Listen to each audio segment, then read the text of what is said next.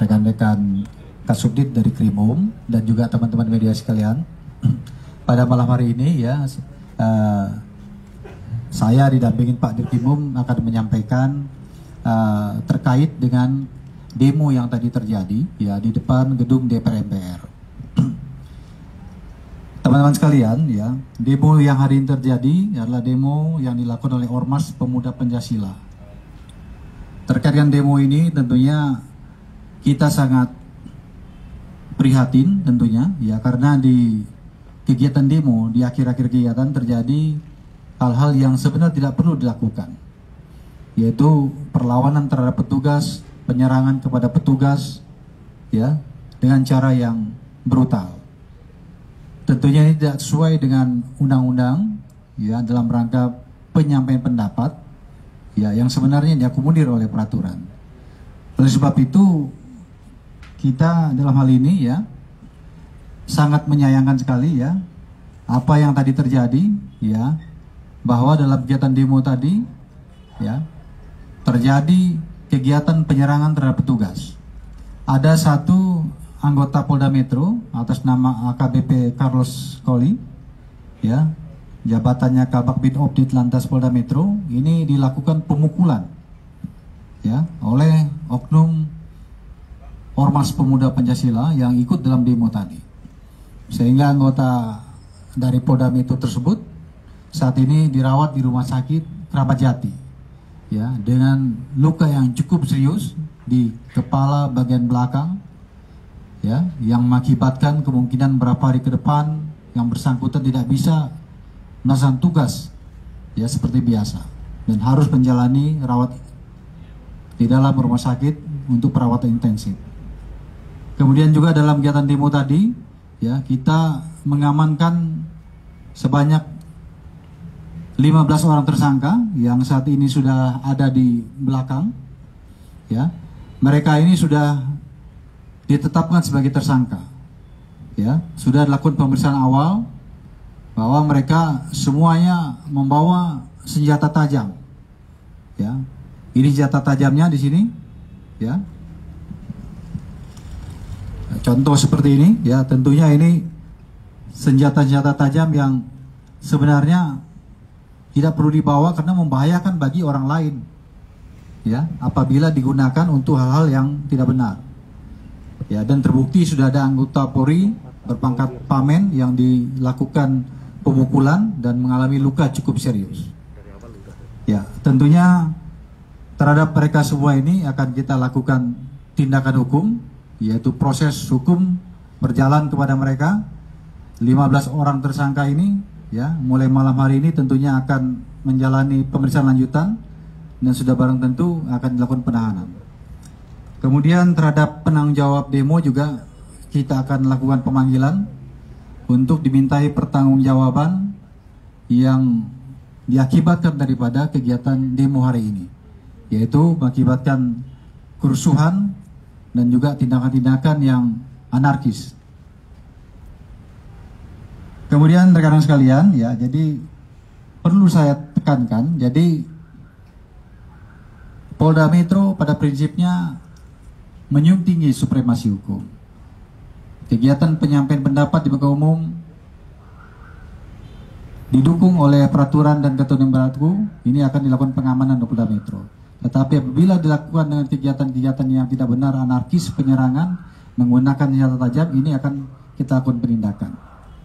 Jadi tidak boleh ada organisasi manapun yakni yang menempatkan dirinya di atas hukum.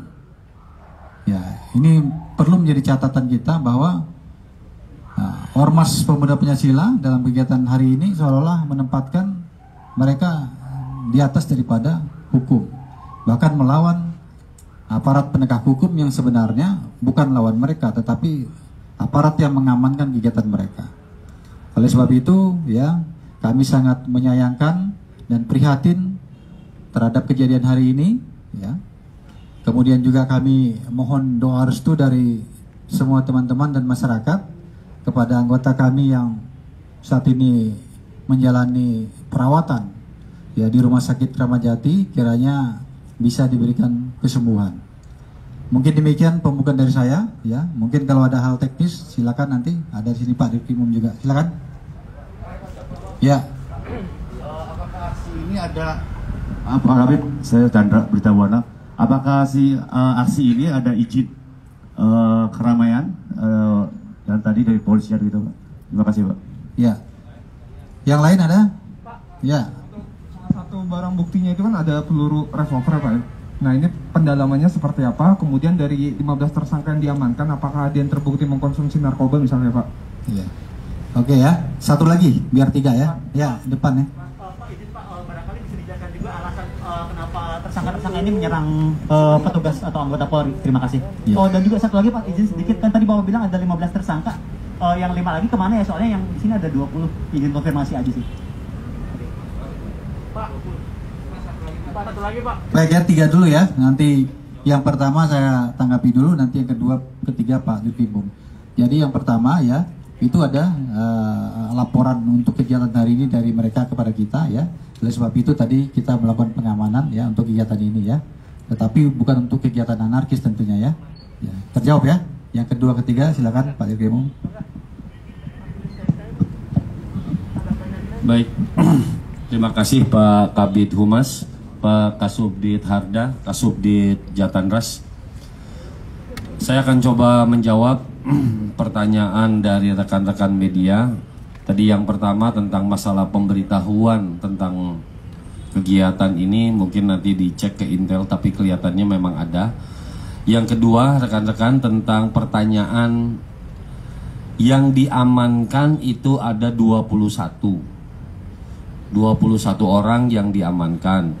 Yang 21 orang yang diamankan ini terkait dengan dugaan pelanggaran terhadap undang-undang darurat, yaitu membawa senjata. Senjata dibagi menjadi 3, ada senjata penikam, ada senjata pemukul, ada senjata penusuk. Ini yang saat ini kita gelarkan. Yang kedua, ada satu peristiwa tentang dugaan saat pelaksanaan 170.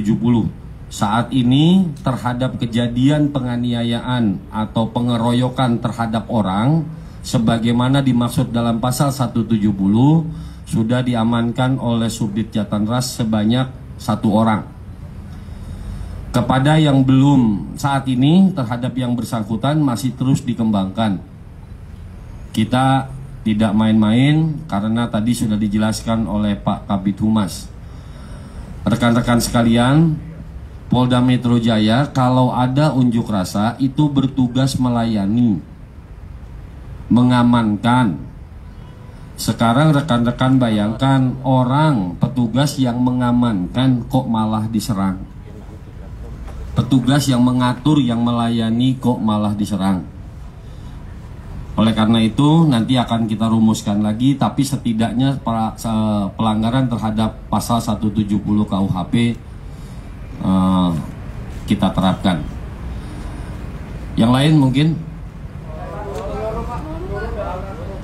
rekan-rekan sekalian, barang bukti yang ada di depan ini terdiri dari berbagai macam. Salah satunya adalah membawa kedapatan 2 butir peluru. 2 butir peluru yang diduga kaliber 38 punyanya revolver. Tentunya dengan barang bukti yang saat ini ada akan kita kembangkan terus. Pengembangannya yang pertama, dari mana dia memperoleh dan untuk apa digunakan. Bisa sangat mungkin bahwa senjatanya ada.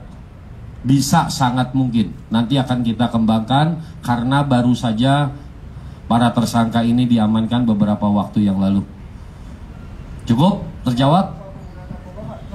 Saat ini tentang dugaan penggunaan narkoba belum kita lakukan.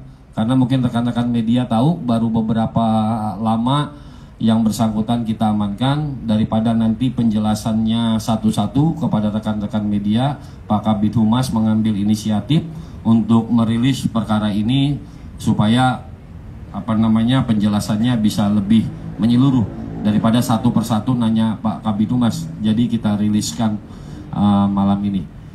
Cukup? Terjawab? Semua tersangka ini yang diduga melakukan pemukulan itu baru satu tadi itu aja, Pak? Yang ini adalah tersangka pasal Undang-Undang pasal 2 Undang-Undang Darurat.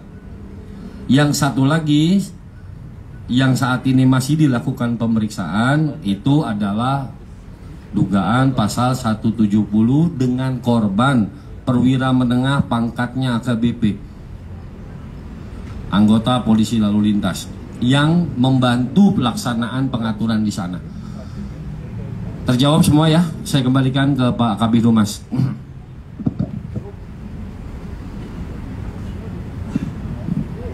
Pak, satu lagi Pak, motif pemukulannya sampai saat ini udah ketemu belum Pak? Baik rekan-rekan ya, jadi demikian ya yang bisa disampaikan ya. Tentunya kita berharap ke depan hal-hal seperti ini tidak terjadi lagi ya. Hal-hal seperti ini sangat kita sayangkan. Ini menjadi pembelajaran bagi masyarakat bahwa menyampaikan pendapat tidak perlu menggunakan kekerasan seperti ini. Ya, terima kasih ya.